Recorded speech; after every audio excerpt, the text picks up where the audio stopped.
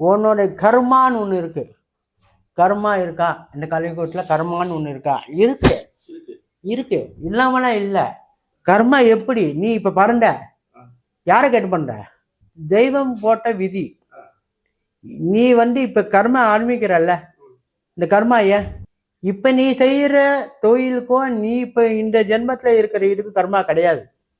போன ஜென்மத்துல என்ன நீ அந்த கர்மா தான் இப்ப அனுபவிக்கிற. அப்ப முன்ஜென்மம் இருக்குன்றீங்களா? முன்ஜென்மம் இருக்கு, முன்ஜென்மம் இருக்கு. நீ மனிதனா பிறந்திருக்க மாட்டேன், வேற என்னன்னா இருக்கலாம். அது ஒரு கர்மா தான். உங்களால நான் முன்ஜென்மம் என்னன்னு சொல்ல முடியுமா? அதெல்லாம் தெய்வத்தின் ரகசியம்.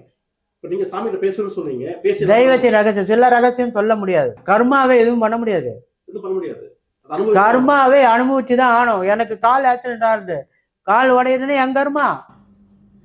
நீ ஓட்டின்னு போறது சரியா ஓட்டின்னு போலன்றது நம்ம சொல்றோம்.